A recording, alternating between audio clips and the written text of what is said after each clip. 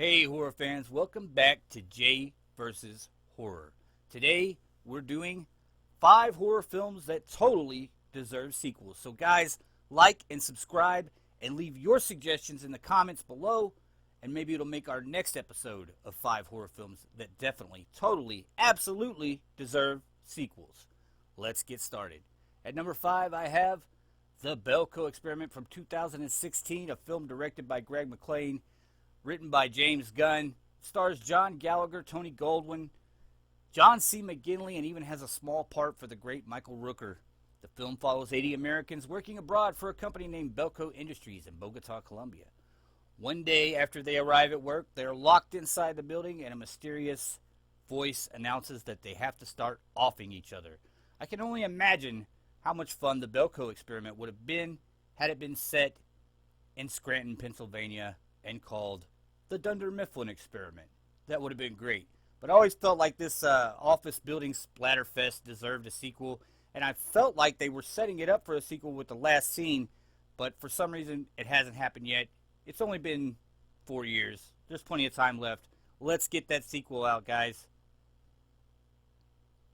Alright, moving on. At number 4 we have You're Next. You're Next is a 2011 home invasion film directed and edited by Adam Wingard, written by Simon Barrett, starring the great Sharni Vinson, A.J. Bowen, Joe Swanberg, and genre legend Barbara Crampton. The plot concerns a family under attack by a group of animal-masked assailants during their wedding anniversary getaway. Guys, I love this film.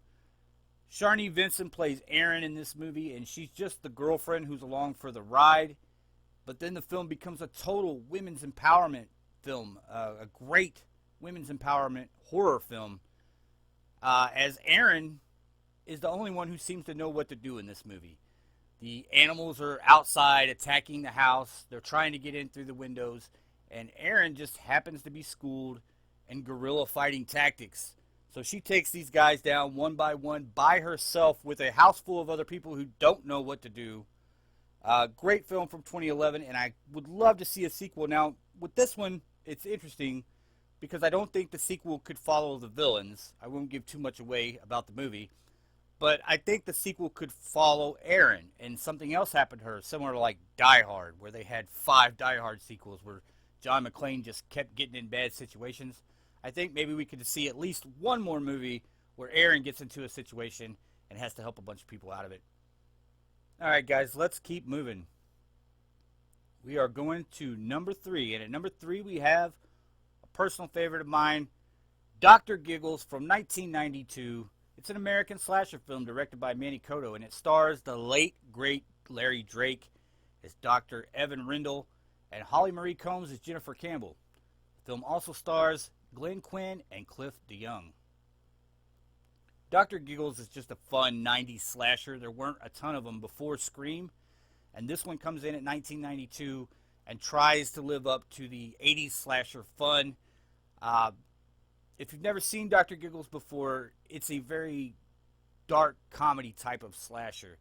One of the most fun things to do with this movie is to play the Dr. Giggles drinking game, which is every time Larry Drake makes a pun in this movie, you have to take a drink. So you could see that you might become intoxicated pretty quick in this movie. I mean, there's just pun after pun after pun. I would compare Dr. Giggles' pun master skills almost on the level of the Crypt Keeper from Tales from the Crypt.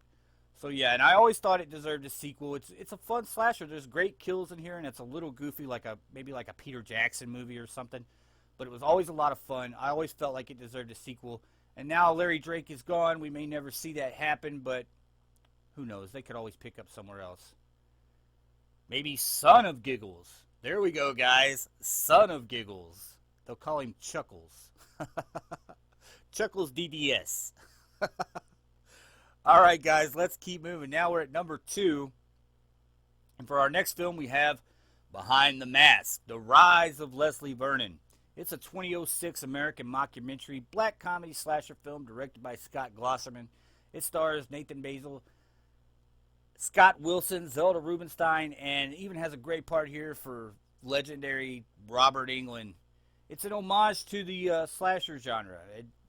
The film follows a journalist and her crew that are documenting an aspiring serial killer who models himself according to past slasher icons. So yeah, in this film we're presented with the thought that all these slashers that we've always loved, Chucky, Freddy, Jason, they're all real. And Leslie Vernon wants to take that crown and be the next big slasher. And the film is presented at first like a mockumentary, but then it becomes more like a regular horror film. And it has some twist of its own, guys. Don't think it just completely falls back on the homage bit, because it has some very interesting twist of its own. And there is a very open ending here where we could definitely see Leslie again. And it's been 14 years since this movie came out. Come on, guys. It's time to see what Leslie Vernon's been up to for the last 14 years. All right, let's move on to number one. And I don't think anybody's going to argue with me about this other than the film has been remade, and they may think that that counts as a sequel, or maybe they don't want to see a sequel because the film's been remade. But at number one, I have Black Christmas, guys. That's right, from 1974, one of my favorite slashers of all time. The one that started it all.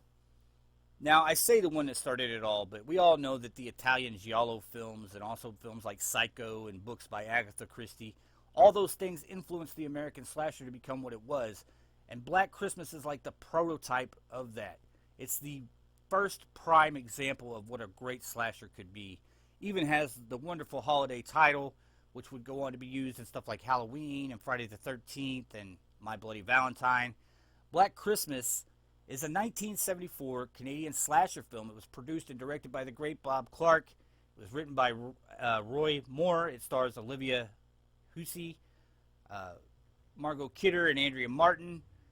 It's a great film. It also even has John Saxon in it, guys. Anything that has John Saxon, you remember him playing Nancy's dad from Nightmare on Elm Street. A lot of us remember him from the great Italian films. John did a little bit of everything, and he's in this doing his best John Saxon. And the story follows a group of sorority sisters who receive threatening phone calls and are eventually stalked and murdered one by one by a deranged killer during the Christmas season. Now, there have been 2 remakes to Black Christmas. And the second that just came out last year, I'm not going to talk about that one very much because it wasn't very good in my opinion. But the first remake was pretty decent. I'd say it was 2004. They went down a different road with the remake, though.